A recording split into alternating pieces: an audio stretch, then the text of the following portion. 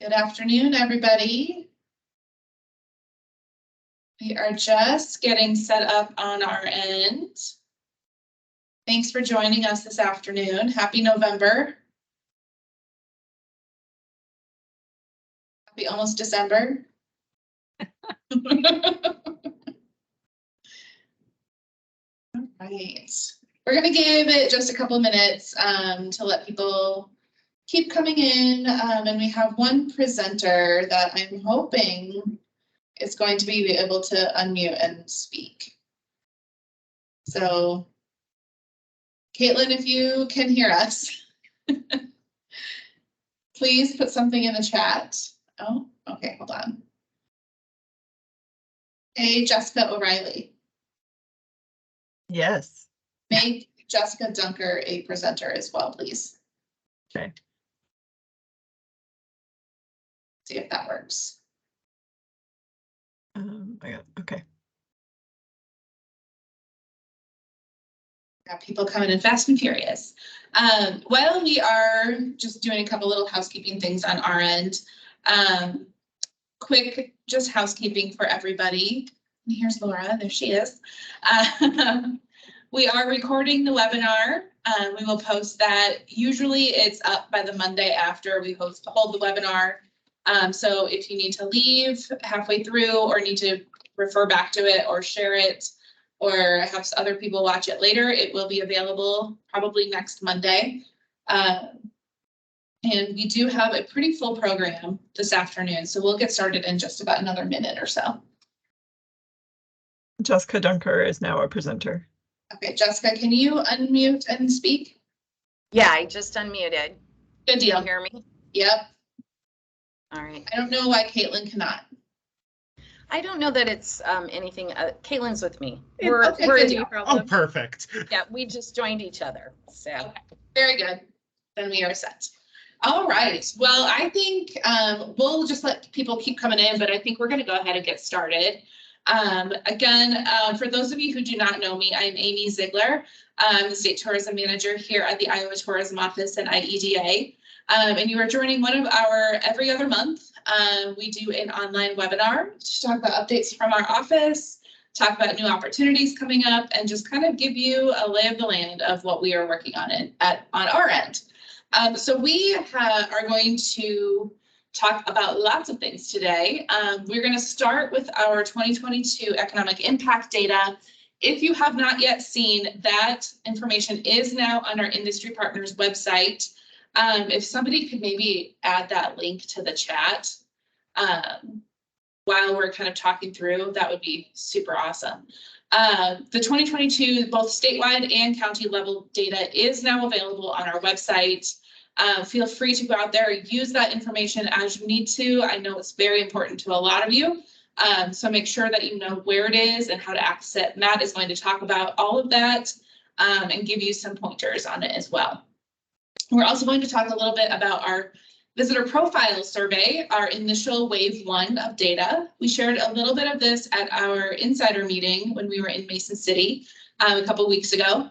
And we'll just share that for everyone who was not able to join us there on this webinar. We'll talk a little bit about Soul of Iowa 2.0 and our marketing that will be going into market starting in January. We will turn it over to Caitlin and Jessica with the Iowa Restaurant Association in the Meet in Iowa program to talk a little bit about that new grant program. And then we'll have a whole bunch of updates, essentially, about Arrivalist Co-op, the UNFAM New in 24 wrap up, tourism conference, tourism awards, and then our tourism insider meetings, our next year of programming for that. So with that, I am going to turn it over to Matt. Amy, thank you so much. It's a pleasure to be with you all today. It's data time, y'all. I know you need this to make your cases for funding, to present to your boards, your county councils, all that good stuff.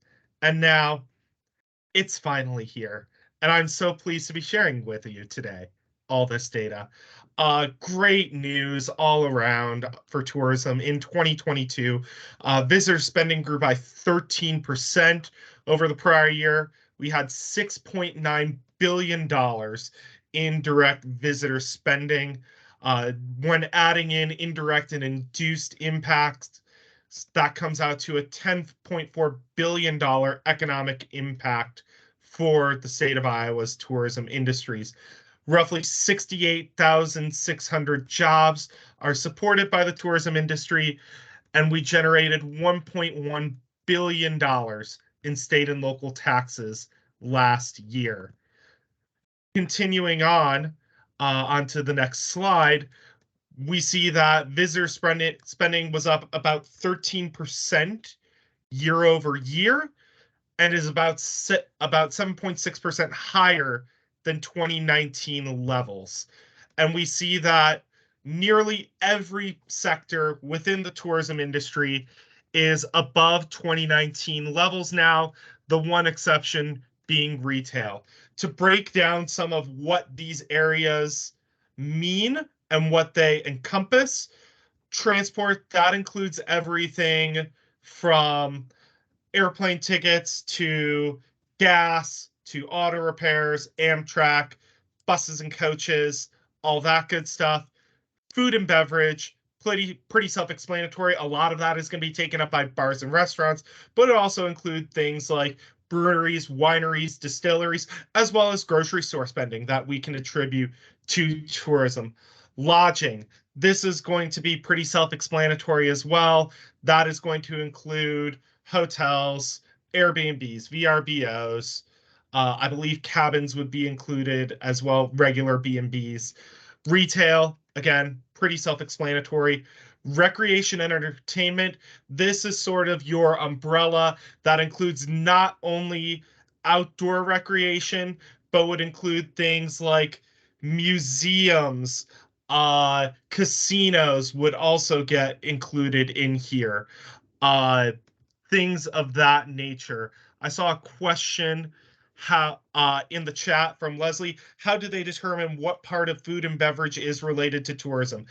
Basically, what Tourism Economics, our contractor who works on this, they attribute a percentage of overall GDP in that sector to the tourism industry. So for some areas like lodging, that's obviously going to be an overwhelming majority of, or nearly all of, the lodging spending. For food and beverage, obviously that's going to be a lower percentage because you and I, we go out to dinner on a semi-regular basis.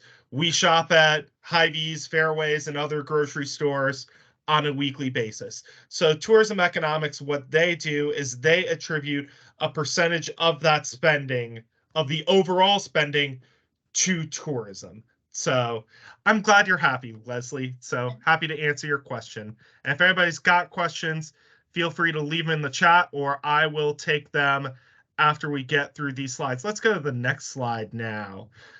Like we said, $10.4 billion economic impact, $2.4 billion labor impact. That is largely attributable to wages, 68,000 jobs, like we said. A nice little tax revenue breakdown here, $494 million in local taxes. The majority of that is going to be property taxes, but some of that is also going to be your hotel motel tax, any local option sales tax that may be generated as a result of tourism spending, $353 million in state sales tax revenues, and then $397 million total in local and state sales tax revenues. I actually saw a really good stat in here as well when it comes to taxes generated by the tourism industry. If it weren't for tourism taxes generated, each household in our great state would need to be taxed an additional $847 to replace the visitor-generated taxes received by state and local governments in Iowa. So our industry has a major impact on making sure that we can provide those services to folks from education to parks to roads to bridges. Going forward, more summary stuff. It also would cover the salaries of 19,645 public school teachers in the state of Iowa. My sister is a public school teacher. I love that your tax dollars that you help generate help support our local services. And for that, we say thank you and keep up the good work on that. Now, like I said earlier, you're going to be making the case this time of year to your boards, to your stakeholders, to support what you do. So on the Travel Iowa website, Amy's got it. She's the I'm captain. getting there. I Uh, think I'm sharing. cool. If you go to the research tab, Sorry, Matt. I'm getting there. nope, it's okay. If you go to the research tab and go to economic impact report, Can you see it? yeah, I can see it. Oh, Yeah. Drive, can Amy. everyone else see it? There it goes. Okay. Yep. It was my screen that was delayed. You can see a PDF to our statewide report right there. And we've got two things that are useful to you. We have a county level report for Excel and a county level interactive dashboard. So let's go to the county level interactive dashboard here, Amy. It's going. Yep, it's all good. It's very delayed on my screen. Sorry. Yep. It's all good. But here, let's go right to the spending.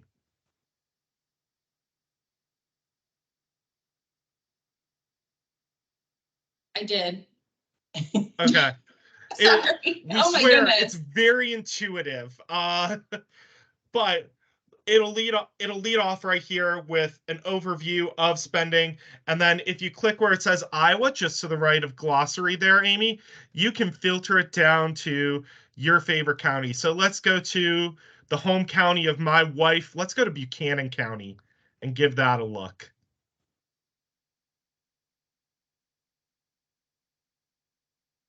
This is new. And we see a 7% increase year over year in visitor spending. We have breakdowns of each sector of the tourism industry, where visitors spent their money and how that fluctuates community to community. We also have data that's archived. If you see to the right of where it says Buchanan County there, you have a drop-down menu where you can look further on a year-by-year basis.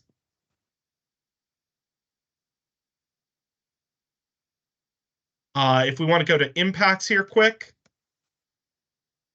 hopefully. It's going. Yeah, I know. Oh, I believe you. Very slow. There we go. Oh my goodness. We've got broadband information here, state and local taxes, spending, labor income, which is wages, direct and total. Total would include your indirect and induced effects. If anybody wants a quick explainer of indirect and induced effects, that would include things like your suppliers, and that would include spending by businesses in the community. So if I were running a brewery, I would need to buy the hops, buy the bottles, buy the cans, buy the lines from which to pour my sweet, sweet golden ale. But I would also be selling it to liquor stores, selling it to restaurants, things like that. That's indirect and induced effects. And then if we want to go to impacts real quick here. Oh, do you mean map? Yeah, map, excuse me. I love map.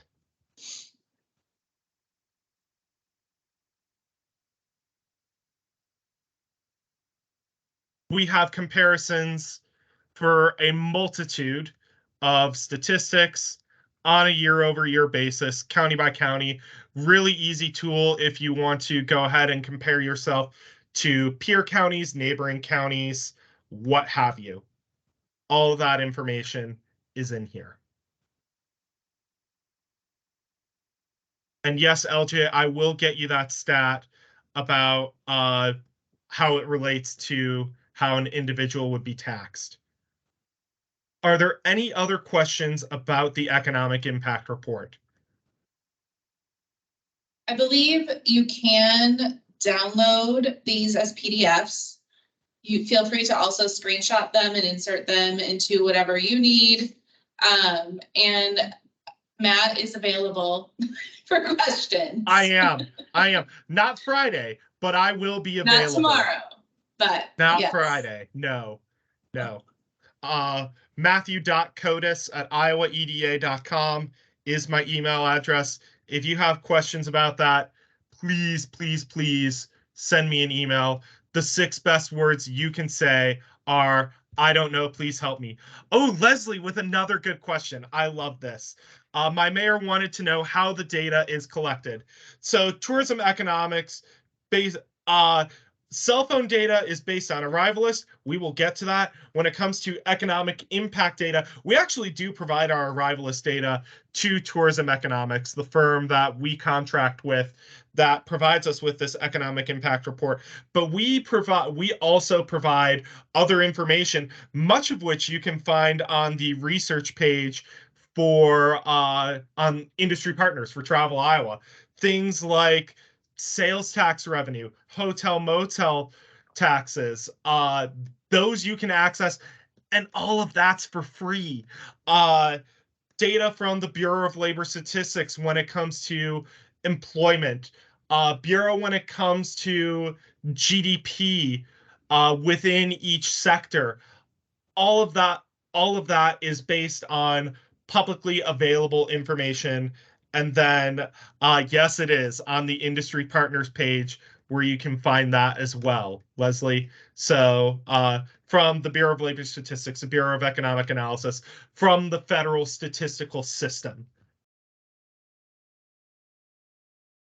Matt, there was one question before we move on. Does business travel count as tourism for lodging? Yes. Tourism economics counts business travel as part of their lodging equation. So if you're having a convention or a meeting or a seminar in your community, maybe you're benefiting from the Meet in Iowa program, wink, wink, nudge, nudge, that would get counted in this.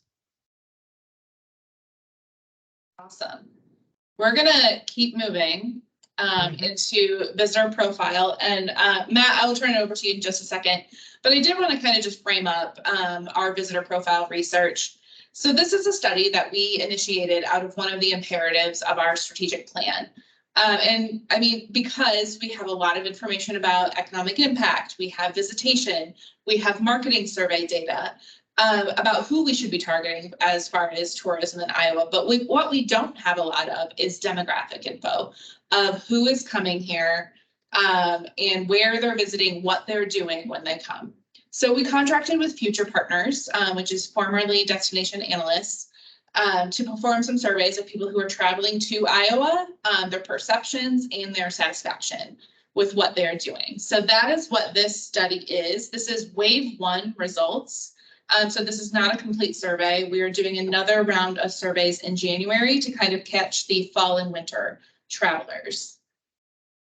So we will start with demographics. Matt, go ahead. Yeah, fascinating stuff here. When it comes to who's visiting Iowa, a couple things that I found really interesting. Number one, that 7% of our travelers are LGBT travelers. If you were at our last insider meeting, Pam from the Eastern Iowa Airport gave a big shout out to Julie Stowe at Tourism Cedar Rapids and a lot of the work that she has done on catering information to LGBT travelers, LGBTQIA plus travelers, I should say, and what their needs are. I know when I worked at Whirlpool, Whirlpool made a big push on making sure that a lot of their information and benefits they offered for their employees was LGBT friendly, because LGBT couples, families tend to be higher income and have higher disposable income. So I think that's a really fascinating thing that I found with this survey. Slightly more female than male when it comes to the gender of travelers that are coming.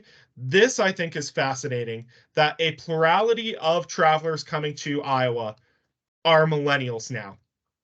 And I think that is obviously that is the direction of travel. It's an average age of 50 years.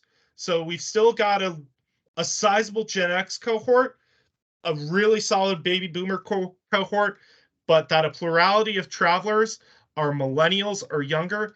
I actually literally right before this meeting just saw a chart that in the next year or so, there are going to be more Gen Z workers in the workforce than there are going to be baby boomers. So start thinking about that as you're sort of crafting your marketing strategy into the coming year. And 55% of our travelers are married or have a partner that they live with. Another thing that we found fascinating, 75% of travelers that come to Iowa are sort of in that middle income space when it comes to household income. $40,000 to $99,999. Average income of $76,000, median household income of $65,000. We're a drive-through state. Our largest markets are in the Midwest. I'm not terribly surprised by that, but I found that really fascinating. I know with inflation, there's been a greater emphasis on budget options and budget travel. And I think this household income information over here on the left really speaks to that when we look at that. 67% of our travelers don't have kids in their household, 33% do. The single most fascinating stat I find down here is that a quarter of our travelers to the state are not white. And I think that we are seeing, if you were at Insider Meeting last time, Amy gave a nice shout out to Dylan from Marshalltown and some of the work that he has done in terms of catering to Spanish speakers. We know one of the largest groups that come, one of the largest reasons that folks come, they're visiting friends and relatives. With Marshalltown's sizable Hispanic and Latino population, it makes sense for Marshalltown to target that population.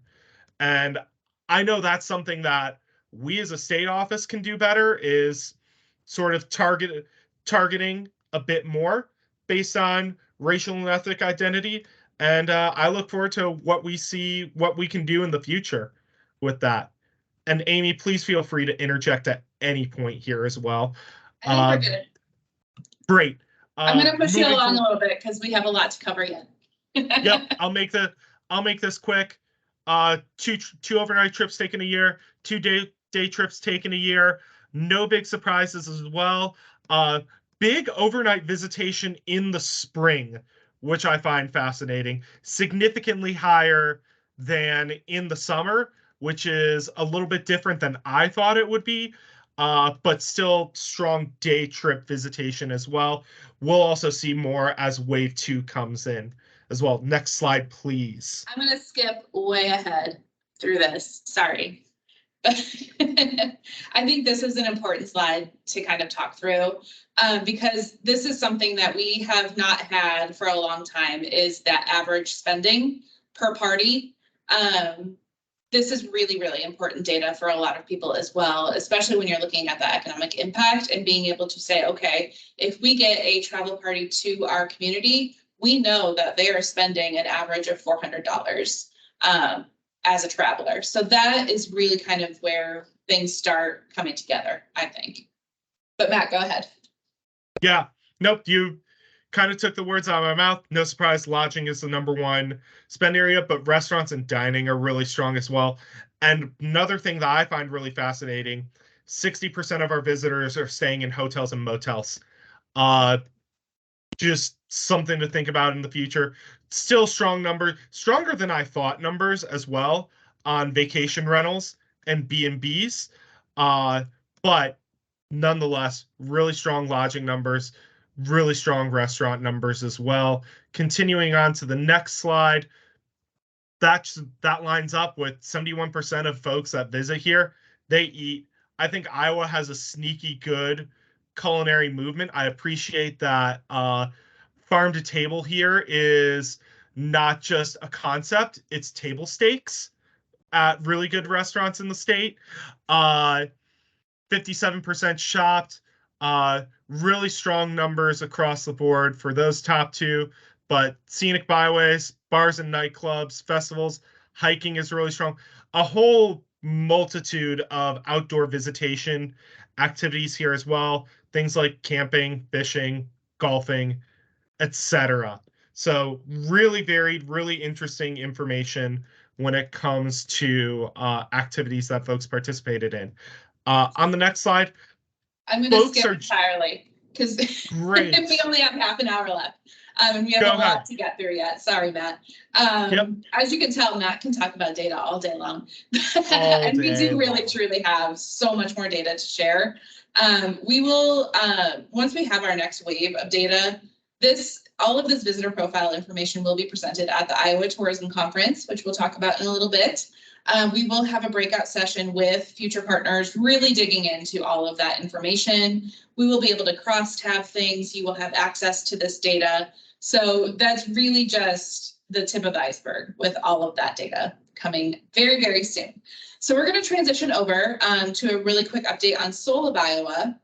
And really, the most exciting update of all is that our content capture for all of our communities is now complete. And I want to say thank you to the communities that assisted on the ground with logistics and welcoming people, helping those video crews, working with the influencers. In total, just some numbers, because this was huge. We welcomed 10 influencers, visited 17 communities just with influencers, and more than 30 different attractions and museums and other tourist spots in Iowa. We had 3 media partner brand visits from Matador Network and Midwest Living. They visited a total of 15 communities. And then Jaybird Films, our drone pilot, visited 7 communities, and we will have very soon fly-through videos of 14 more locations all over Iowa. So thank you for your help. I know it was a heavy lift throughout the whole summer and fall, but we are in the planning stages and kind of, okay, we have all of this content. What are we going to do with it? So let's talk about that. I want to share a little bit of data really quickly. I know this has been very data heavy already. I don't think any of this is super surprising, but again, of surveys of travelers in the last year, we know the month they are most likely to travel to Iowa is between that May and October time period. One thing that is interesting and is changing, the travel planning window has really, really gotten shorter since the pandemic. So 80% of travelers are planning for their vacations 0 to 6 months in advance. Half of those are planning in less than 2 months. So if we're thinking about, okay, when do we need to get into market with our spring, summer, fall advertising? It's about 2 to 3 months ahead. It used to be more like 6 to 8 months ahead. So we're seeing a really short planning window, but not a lack of actual planning. We know that people are doing lots of research. In fact, according to Expedia, up to 277 web pages for people planning trips. So there's a lot of touch points, a lot of research, and a lot of opportunity for that advertising to kind of cross their paths as they're in that planning process. Speaking of that planning process and the kind of consumer funnel, throughout the whole Soul of Iowa campaign, we have content and assets that are going to be across the funnel. So we're starting with that awareness and prospecting. we have content and assets for consideration, we have conversion, and then we have post-purchase or post-trip kind of follow-up stuff. So really, this is kind of showing you at a glance who our audience is for that awareness bucket. It's a broad audience. We're casting a wide net there. Really going to use those drone video highlights to kind of capture attention and start moving people down the funnel into seasonal content, into the focused drone fly-throughs, into our media network content, and then into that specific trip content where it's 5 things to do in this city. So there is content along every step of the planning process and in the funnel. To look at it another way, this is a lot, I know. And I took just a handful of slides from a deck that's probably 80 or 90 slides total. None of you want to sit through that. So this is the high level overview. Again, we have connected TV, video, YouTube, Facebook, Instagram, display in that awareness bucket. This also shows you kind of estimates of when all of that is going to go into market. In the consideration section, we have, again, the Meta social media, we have Pinterest, and then we're doing some testing on Reddit as well in the social media atmosphere. And then we have that conversion, which is even more detailed and really specific to people on Facebook, Instagram, Pinterest, and then our search engine marketing. To look at it another way, this is the plan kind of timed out throughout 2024. So we will start and launch the Soul 2.0 campaign in January and February. It'll kind of start slow with mostly just social at the beginning. And then in March, it will really ramp up into programmatic, connected TV, YouTube, native, display, all of that kind of stuff. And that will be in market really through August in pretty intense budget kind of like, this is the big push. Because again, that's when people are planning their trips and taking their trips.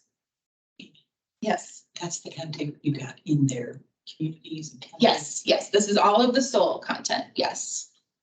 And then in September and October, we're going to kind of start winding it down, but still be in market because we still get a lot of trips in October and November and into the holiday season.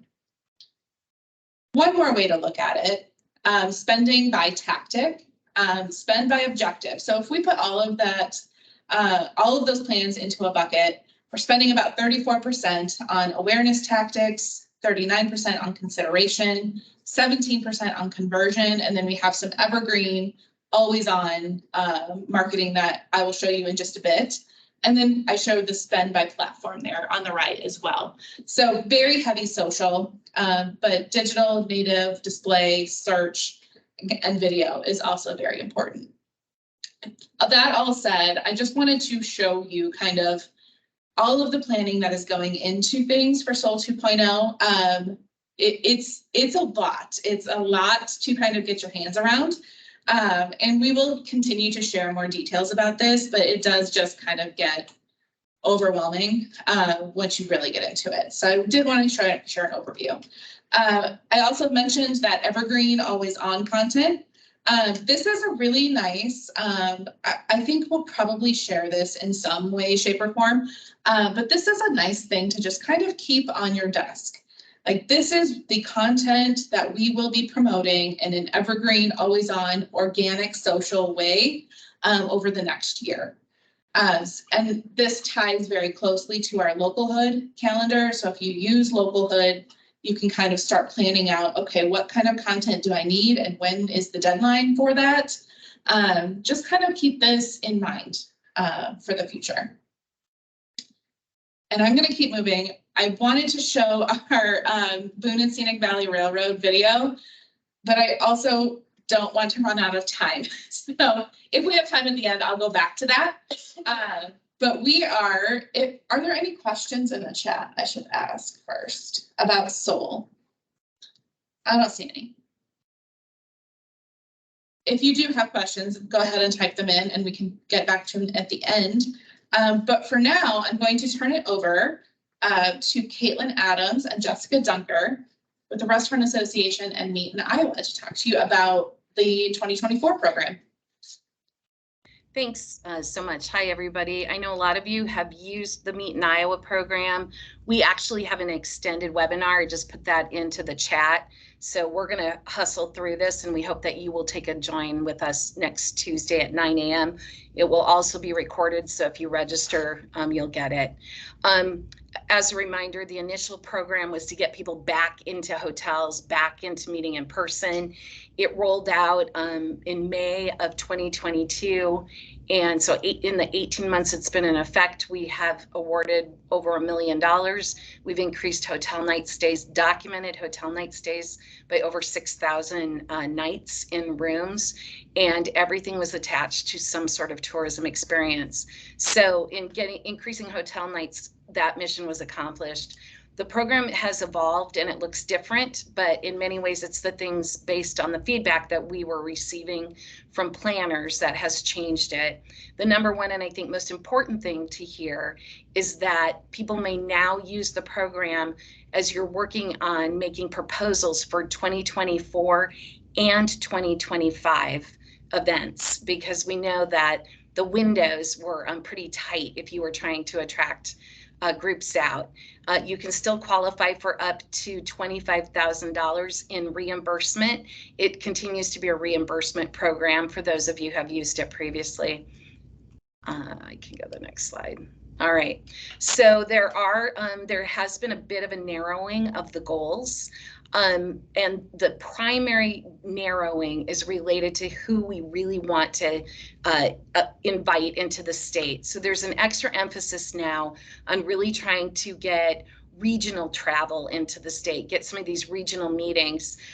We don't want Council Bluffs losing to Omaha. We don't want Dubuque losing to Galena. We don't want Davenport losing to Moline, and we don't want Des Moines losing to Kansas City.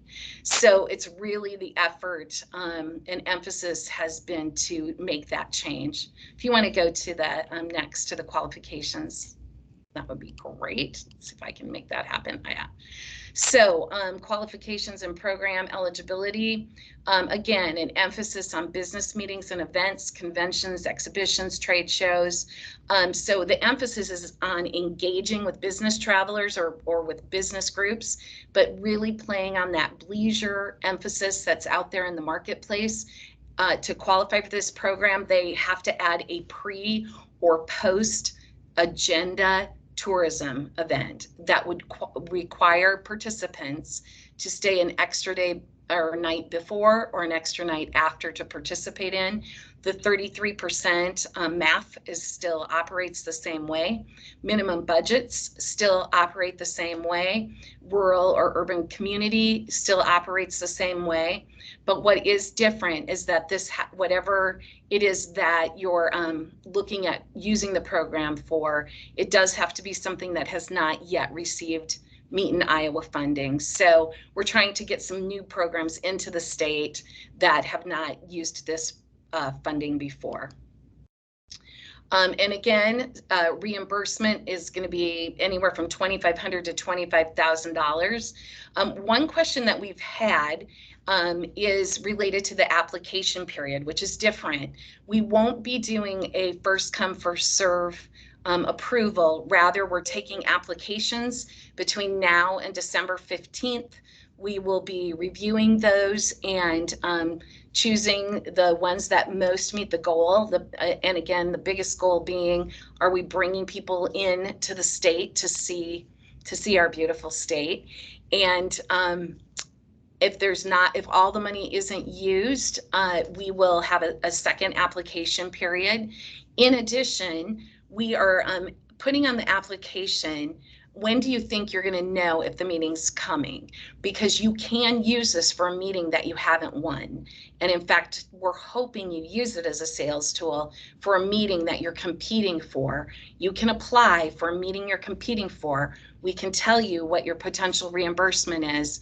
We then set that money aside. And so if for whatever reason someone is not wise enough to come to our beautiful state, the money will be put back into the pot so that someone else can have access to it for the period. So we fully expect that there will be a second application period, and are hopeful that that's the case. Application process, it is still the meetinia.com website, which is separate from where the grant process normally is. That gives us the opportunity to really look at it quickly, which is what we would like to do. So join us. We do have a webinar on the 21st at 9 a.m. It will not be rapid speed like this, and we can answer any questions. I think most of you know who Caitlin and I are at this point. We're here to help.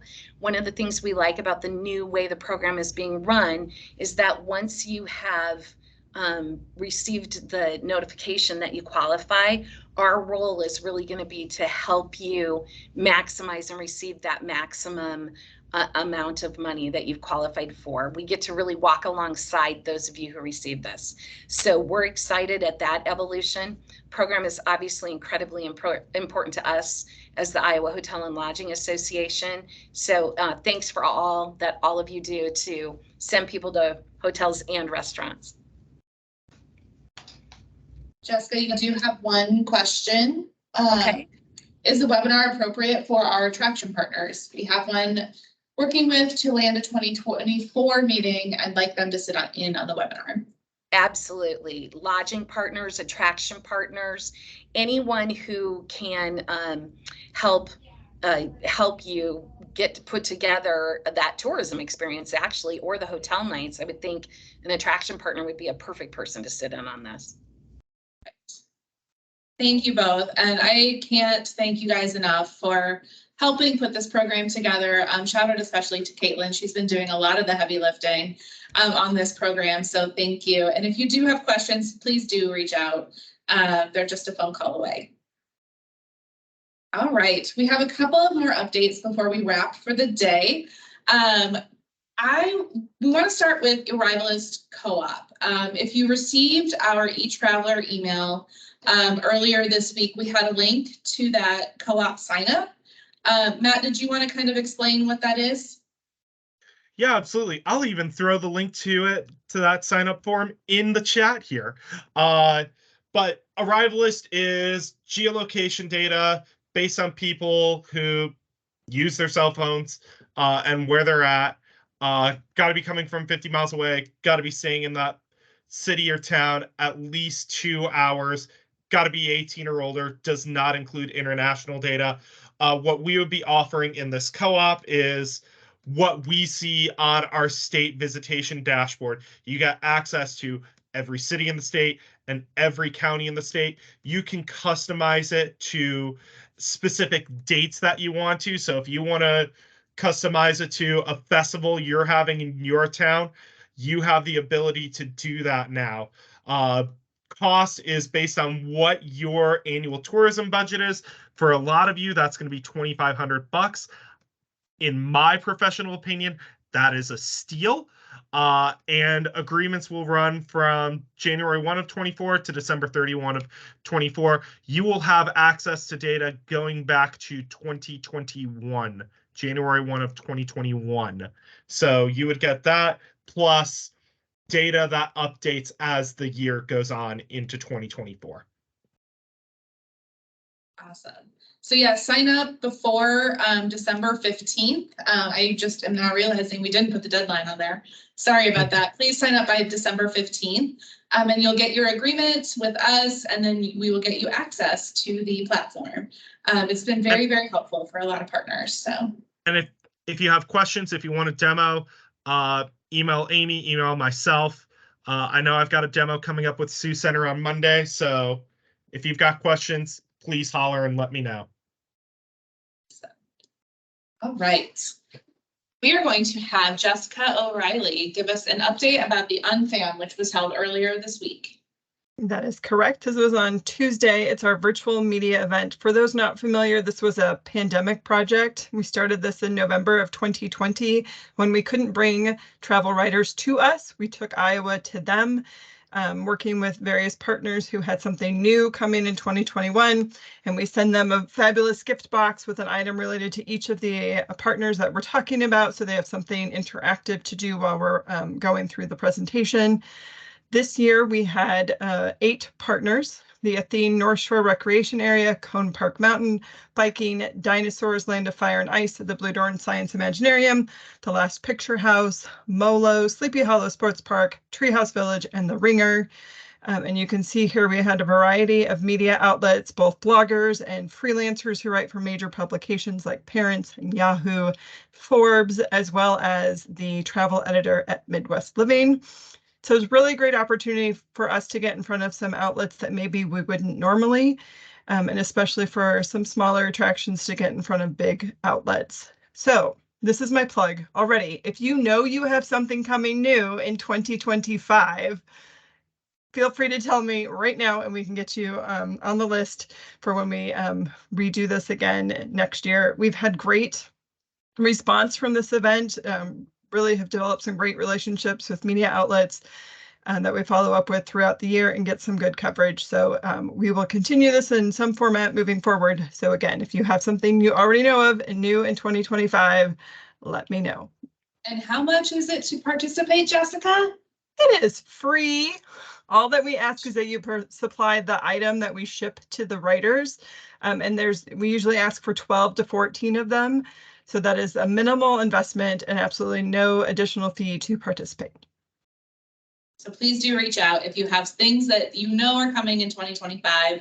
I know some of you do with Destination Iowa projects. This is a great way to feature those as well.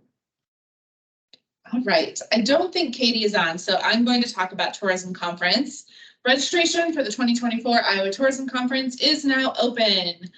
So you can go out to our website and register. Maybe someone will put that link in the chat too. We have the Tourism Award nominations are also open right now.